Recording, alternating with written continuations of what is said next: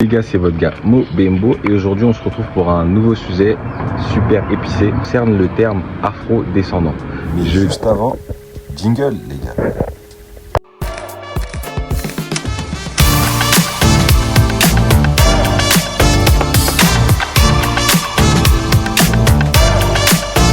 Je déteste le mot afro-descendant. C'est juste un mot qu'on utilise pour pas dire le mot Afrique parce qu'on en a honte tout simplement. Et ça c'est un complexe. T'es complexé. Parce qu'en fait, c'est lié au fait qu'on soit noir et qu'on ait des traits négroïdes. Vous savez, comme ils sont nos belles lèvres charnues, nos nez, etc. Et c'est ça, en fait, qui dérange parce que les gens ne veulent pas être associés à ce type de phénotype. Et toutes les personnes que j'ai rencontrées qui utilisaient ce terme-là, afrodescendant, elles avaient aucun mal, par contre, à dire qu'elles étaient amérindiennes, ou qu'elles étaient indiennes, ou qu'elles étaient blanches, qu'elles étaient espagnoles.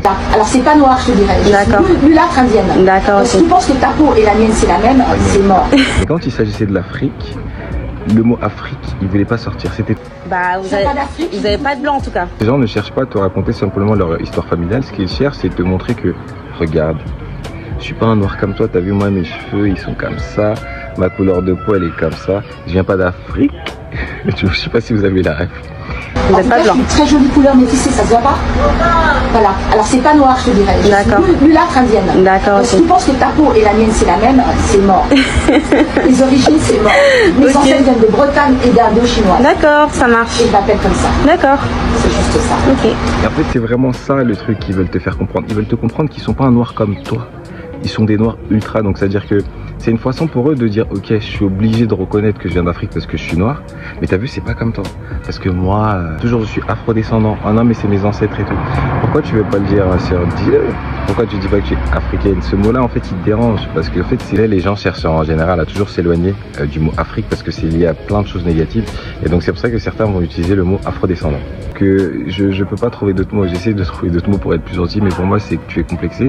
Et ce complexe-là, c'est lié justement à l'histoire, l'histoire coloniale, au travail, à la servitude forcée, parce que j'aime pas utiliser l'autre mot, esclavage, j'aime pas. Et donc pour moi, c'est les seules raisons qui peuvent expliquer une telle haine de soi-même.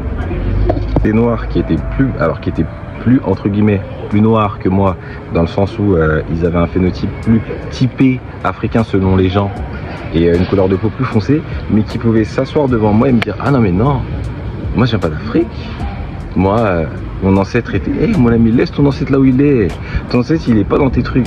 Et puis t'es là, en fait, ça, c'est des origines imaginées. C'est des origines selon ton imaginaire. Tu penses parce qu'on t'a raconté. Mais ce qui est factuel, nous, c'est ce qu'on voit. Et lorsque je te vois, je vois un noir avec des traits négroïdes qui se rapprochent et qui est un copier-coller des traits qu'on retrouve en Afrique, tu comprends? Donc moi je ne vais pas venir te voir en pensant que oui tu es amérindienne, non, je verrai un noir et forcément je ferai le parallèle avec l'Afrique, ce qui est logique. Mais ce parallèle là, souvent les gens ont du mal à le supporter. Et d'ailleurs j'en parlais avec en fait là cette vidéo c'est grâce à mon ami, à mon pote et tout, à l'un de mes meilleurs potes et tout que je fais cette vidéo parce qu'en fait on venait de parler, hier on a parlé et tout, je suis allé le voir à son taf et il a utilisé le terme afro-descendant et c'est un terme en fait je supporte pas, c'est-à-dire mon cœur il a fait et en fait le lendemain donc aujourd'hui j'ai envoyé un message, je lui ai dit non mais c'est pas possible, ce terme là il va falloir, je peux plus supporter tu vois. Mais mon pote lui il l'utilise pas dans le sens où pour s'éloigner sur ses origines africaines, c'est un terme qu'il utilise parce qu'il essaie de se recentrer par rapport à l'histoire etc parce qu'il est d'origine antillaise. Mais moi je trouve que c'est pas un bon terme. Donc dites-moi ce que vous en pensez, si je suis fou, si je suis complètement déluré. Mais ce terme-là pour moi c'est juste un terme. Souvent c'est utilisé par des complexés qui ne veulent pas reconnaître qu'ils sont africains. Parce que beaucoup vont dire oui, non mais en fait moi je viens pas d'Afrique, c'est mes ancêtres.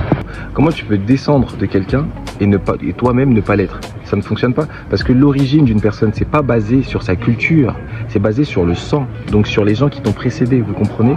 Moi, prenons l'exemple, je peux aller au Japon et m'imprégner de la culture japonaise et y rester pendant 1000 ans, mais je serai jamais japonais.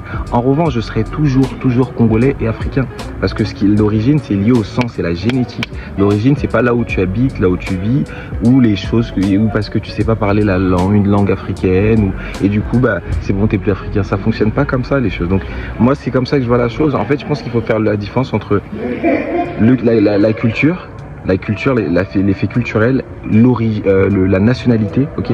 Donc la culture, la nationalité et la génétique. La génétique, ça te dit, ton père il est ceci, ta mère elle est ceci, donc toi tu es ceci. Ça c'est la génétique, t'as pas à choisir. Ensuite, la culture, ça c'est autre chose. Donc si tu te sens plus, je sais pas quoi, ça c'est toi. Mais factuellement, quand la personne elle te demande ton origine, elle te demande pas ta culture, elle te demande tes origines. Et par conséquent, j'ai un peu du mal avec ça. Donc voilà. Après, c'est pas tout le monde. Il y a d'autres qui, quand ils te parlent, ils te présentent les choses telles qu'elles sont. Et souvent, j'ai remarqué que ceux qui vont te parler de plus du fait qu'ils ont des ancêtres, de je sais pas quoi, c'est ceux dont l'apparence se rapproche de plus de celui d'un Africain. Et c'est comme s'ils avaient besoin de se justifier contre d'autres dont le métissage est clairement avéré et visible, ne vont pas avoir ce même discours. C'est-à-dire, ils vont pas avoir besoin de le dire. Parce qu'en fait, quand c'est évident, t'as pas besoin de le dire. À partir du moment où tu commences à le dire, c'est que c'est pas évident, mon cher. Donc ça, c'est un truc qu'il va falloir, je pense qu'il va falloir voir, le corriger.